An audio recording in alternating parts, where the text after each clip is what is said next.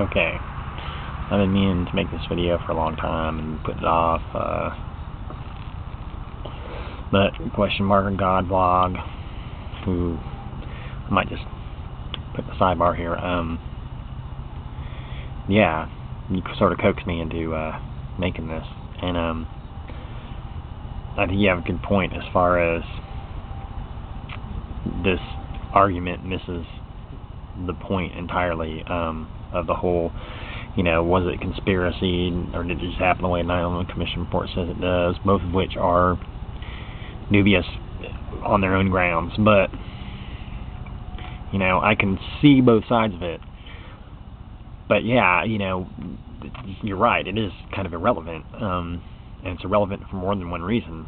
The reasons, it's irrelevant to the human costs, as you mentioned, but it's also irrelevant in a political sense.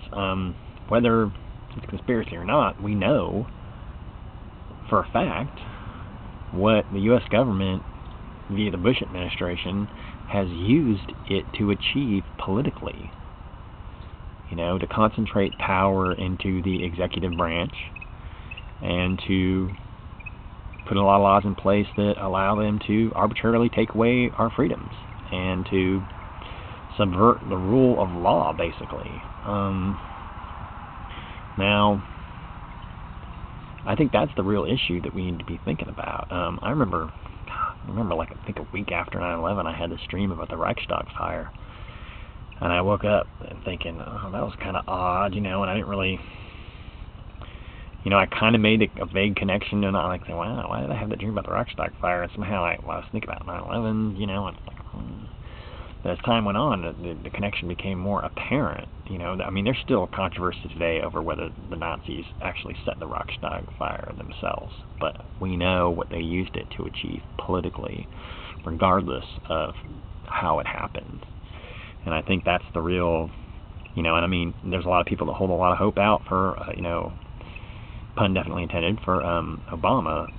But I gotta say, in observing American politics in my short time on this earth, I really don't see President Obama rescinding any of the powers that the Bush administration got.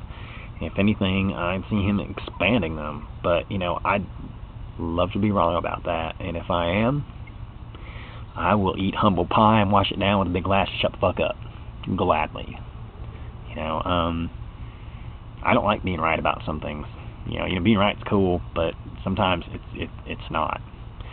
I remember thinking,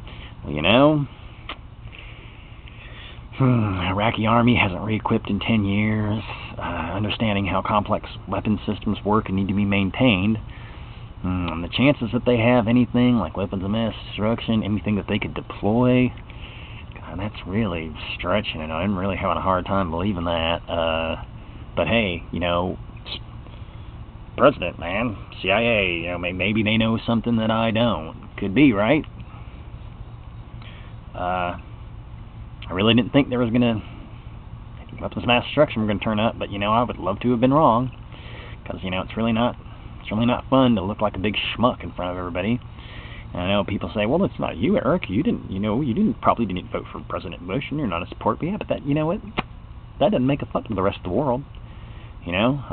Sure, there are a lot of thoughtful people who, would say, hey, you're an individual, I'll judge you at face value. But, there's also a lot of people that, to them, I'm just another fucking American, and George Bush represents me, whether I want him to or not. He's President of the United States. So, there you go. Yeah. I don't know. We're going to have to do something. We can't continue like this. I don't think, turning this country into a fortress is the solution we need. I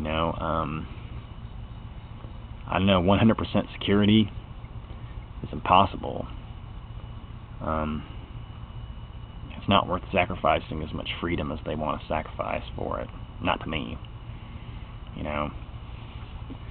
But, I don't know, that's just my opinion.